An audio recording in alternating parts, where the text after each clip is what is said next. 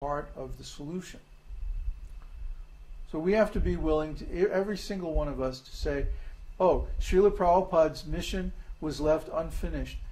I'm going to take some responsibility to finish it, to complete it, to obey Srila Prabhupada's directions and instructions, to get the work done somehow or other. Even though we don't have the qualifications, we don't feel that we have the ability, still we have to try.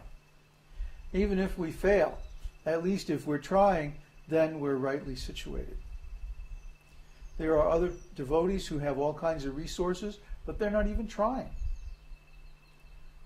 So we just depend on Krishna, and we ask Srila Prabhupada to bless our service. And we ask everyone to please help as much as they can to finish Srila Prabhupada's mission properly, establish this disciplic lineage on this planet for the good of all the living entities. So, now we're going to open up for questions, and I guess it's almost time to change the tape. So after we come back, what does the time say? 56. Okay, we actually have like a minute and two. Yeah, it'll start blinking in a minute or so. But anyway, let's take the questions now and then discuss. See, it's blinking now. Okay, so here's the thing about coming to Mexico. If you're from the United States, you don't have to apply for a visa. I think that goes for EU, doesn't it, too? Yes. Okay, also EU doesn't require you to apply. You just get on the plane and show up. But you will need a passport, current passport, and the most you can get is 6 months, 180 days. So you need a strategy how you're going to stay. If you want to stay longer than 6 months, then you have to go someplace like Guatemala for a few weeks and come back and renew your visa and so on like that. So we have a lot of research on that. We have a lot how to do that. Now the other thing is what you're going to bring. We're getting a house, and we already have several tents. So some people will stay in the house, some people will stay in tents. If you're coming later than September, it's going to be raining a lot. So we'll have to be hanging out in the house a lot. And that means it's going to be a little bit crowded. Because in September, let's see, we're going to Neville, Florian and Connor. If Peter is still here, then I have Peter and who else? There's somebody else. I haven't heard from Solus. I don't know if he's coming or not. I haven't heard from him in over a month. Oh, there's the Carl. Carl Tuck is supposed to come in August, too. So one of the things I'm going to do in the next couple of days is write everybody who has indicated a desire to come and try to firm up the schedule so we know how many people are going to be here at what time. And that way, if we need to rent additional space or whatever, we can negotiate for that. We also need to plan a budget. So if you come, you need to be able to provide for your expenses during the time that you're here. So I would estimate like about, well, $500 a month is more than enough, way more enough. But if you come with that much money, then you'll be able to take care of yourself no matter what happens. You know, even if you have to go see a doctor or something like that. This is a very healthy place, by the way. Since we've been here, I mean, the worst that happened is I think we got a little diarrhea. That's about the worst of it. And the mosquitoes. But, you know, it's not a big deal, really. So you probably won't need medicine or stuff like that unless you're already taking medicine. Then you should bring enough to get you through the time that you're going to be here. What else do you need? You need a day pack, a flashlight. If you like email and stuff, you should bring a laptop.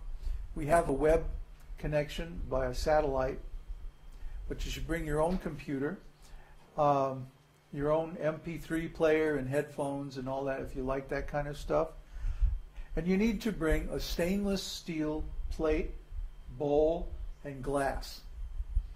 We have enough of those for the people who are here already, but if more people come, we're going to need, so everybody has their own set of plate and bowl and glass and spoon and stuff like that. So you can go to any Indian store and they will have stainless steel stuff if you don't know where to find it. Let's see, okay, so you'll need a sleeping bag. It does get cool here, especially in the winter. In the summertime, it's pretty hot. Like right now, today is going to be 37 degrees centigrade. That's like 99 degrees Fahrenheit, and it's 80% humidity. So it's pretty hot. But once it starts raining in September, it's going to get quite cool. Sometimes at night, it'll go down to, you know, like 15 degrees centigrade or 65 degrees Fahrenheit, or even a little cooler. So not a real heavy sleeping bag, but a nice light sleeping bag and some kind of pad to put it on. That way we don't have to buy beds for everybody, because that would be too much. Let's see, what else? White clothes. We all wear white clothes and beads. So the people in the community recognize, oh yeah, there's somebody who's with the, what do they call it? Chiquitas? White chicken. The white chickens? That we've been really well accepted by this community. I mean, I'm very pleased because the people here, even though they understand that we're living some bizarre, strange lifestyle, we don't eat meat, it's very weird. Don't have sex, don't drink, not even beer. Oh, well, we must be from another planet or something. But still, they see that we're engaged in some spiritual process. We don't make any trouble for anybody. We wave and smile and treat everybody nicely, even the drunks.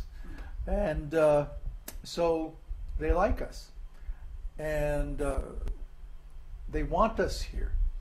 And this place, in general, is underpopulated. So there's plenty of room. It's not like people are competing for land or for houses, or people are leaving here, especially the young people are going away to the cities. And of course we see this everywhere, but especially here in Mexico, the idea is go to the city or even go to the US, make money and send it home to the family. So we see a lot of young people leaving. You don't see any young people here hardly in their 20s. They're all gone away somewhere. So as a result, there are some very nice houses available. And can you put up the, yeah. We're going to show some pictures of the house that we looked at yesterday, which is just like really, really nice.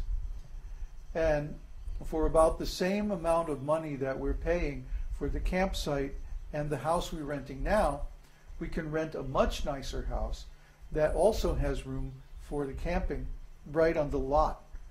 And it also has room for a garden. So, in other words, we can consolidate everything in one location. We don't have to be going back and forth between the campground and the house. And if we got a garden space, then we would have to do another place to go to do our garden work. Here we can do it all in one place.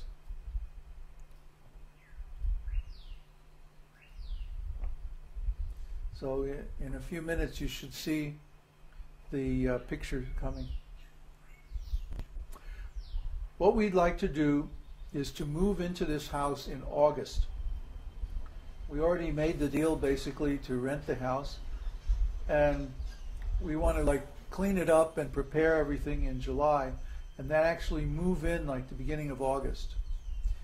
And that way when everybody is coming in August and September, Uddhava is coming down from the FA, Mexico City, and we're going to have about 6 or 7 devotees here at that time. As far as I know, we might even have more if more people want to come then. And we will have plenty of space for our temple, a nice kitchen. Did you show them the picture of the kitchen? Everything? Oh, good. They responding, calling, wow, built by Vishwakarma? Wow, that's fantastic. Holy Krishna's cow. Holy Krishna's cow. Who all is there? Peter, Jim, and Lisa. Ah. Small crowd. Yeah. So I think that in July, when everybody is getting ready to come, we want to prepare the place, plant the garden already, or at least make it ready to plant and start raising seedlings and like that. And then in August, we will actually move into the place, and we'll start to set up our temple there, set up the office, move the satellite over there, and all that.